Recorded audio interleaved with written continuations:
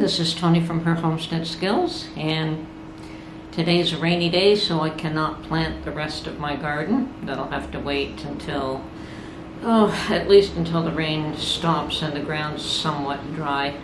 Although the rain is awesome, I'm glad for it. It should help all those little tiny plants that I put in the other day, so I have no issue with that. It's just I still have more planting to do, and hopefully everyone is getting their gardens in order and planting what they can with the space they have available. I do envy people who have lots and lots of land. It must be nice. I would be planting 4, 5, 10 times as much if I had the land to do it, but I don't, so I do what I can. And I think that's all we can all do. Okay. And today being a rainy day, I am spending it indoors, and I'm experimenting with a few sourdough recipes.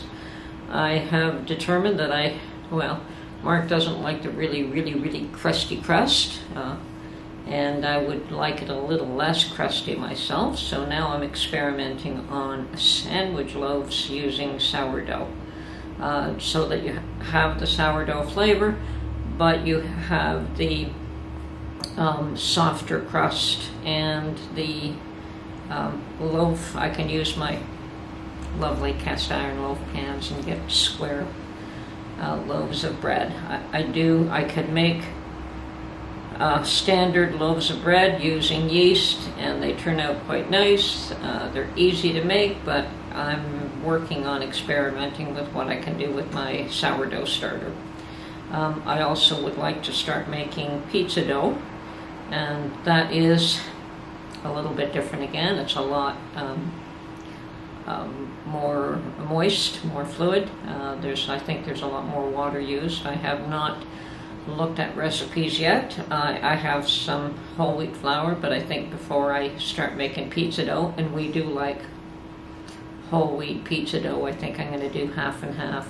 So I do have to get out and get a fresh bag of whole wheat, because the one I've had here I've had forever. And probably, maybe I could use that for experimenting. Have no issue with that. But before I make pizza dough for consumption, I think that I would like a new bag of flour. And speaking of flour and whole wheat is not something you can put up for any length of time, but perhaps I can get some and save some away for some period of time. And I have been, once again, speaking of putting food up, you still keep hearing about so many food shortages, or coming food shortages, or harvests that can't get to market, or harvests that farmers are having difficulty with because of weather and all kinds of other issues. And the one I hear about recently, and in the past, probably for the past month, is a potato shortage. And some will tell you that no, there's no potato shortage, there's just a issue with getting it to market. And other things that I have read state that in Canada there are shortages caused by problems with harvests, problems with the weather, creating issues with the amount of potatoes that should be able to be harvested or not. They have a much lower quantity going out to market. So this weekend I will go to a spot where I believe I can get a 50-pound bag of potatoes to put up. And I will look at canning them.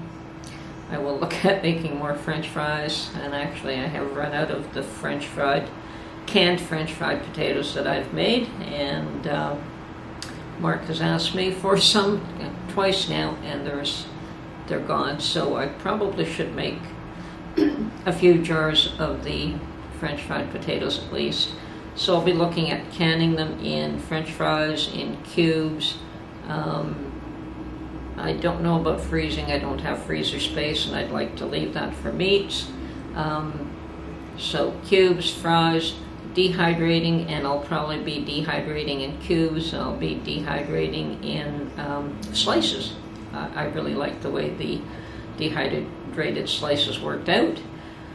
But I think that putting up a 50-pound bag should be adequate for the two of us for a while.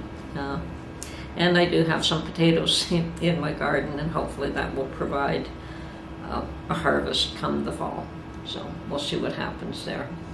Another thing that probably I should look at putting up is celery and carrots. Now, carrots are not expensive to buy, but once again, I may look to the fall for carrots, and I am trying to grow my own celery, because buying celery from the stores can get fairly expensive. So I am attempting to grow my own. I have some from seed. They're still very tiny.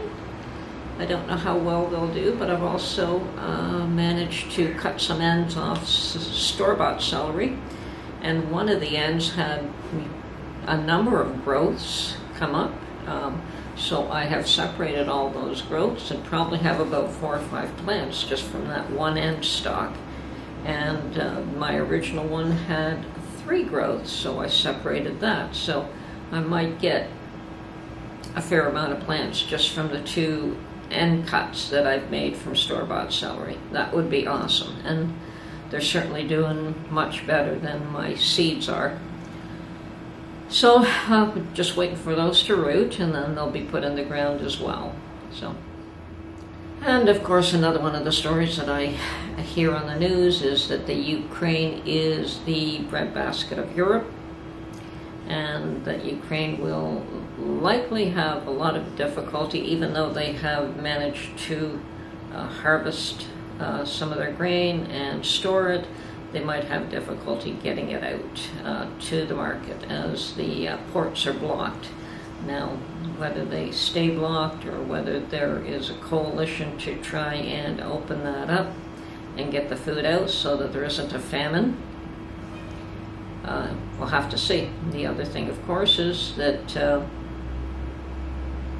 supplies from other parts of the world. I mean, if they're not able to get that product to market, I'm sure that there are other markets in the world that will be subsidizing and taking away from, I'm sure Canadian and US markets will be selling products to those countries as well. So that could exacerbate shortages that we are seeing here now. So all of this is a worrisome trend. We are a global society in many ways, economically and food-wise, and so yes, products and food especially is sent all over the world from all parts of the world, and unfortunately they've developed this perfect machine of just-in-time supply chain, which has collapsed. So nothing is just in time anymore. Some products are getting to market, some you wait months and years for, and who knows how long it's going to be before all of this is sorted out, if it ever is. I also keep hearing that no, there's no recession yet, and that we will not be experiencing a recession in 22, but watch out for 23, 20, and 24. So everyone is predicting that this is not going to be short-lived. So stock up, get what you can, and yes, prices are just going to keep going up. Plant and harvest yourself what you can. I still plan to buy sale products whenever I can find them.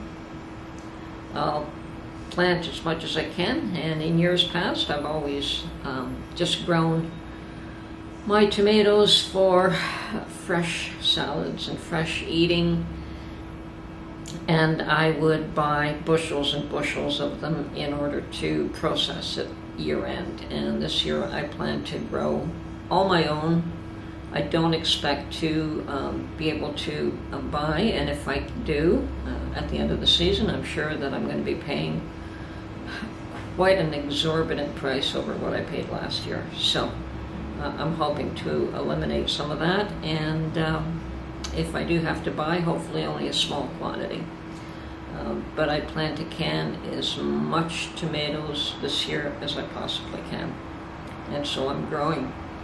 In my little tiny plot, I'll grow at least 40-50 plants, and everything else is in addition to. So I plan to grow lots. Right now, everything is still plentiful.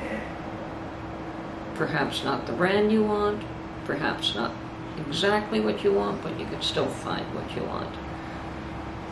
And of course, everything costs more. So, and I don't think the prices are going to decrease whatsoever. All I can say is prepare, prepare, prepare. Hope for the best and prepare for the worst. This is Tony from her Homestead Skills. I hope you enjoyed this little one, and we hope that you will join us for the next one. Have a great day. Bye for now.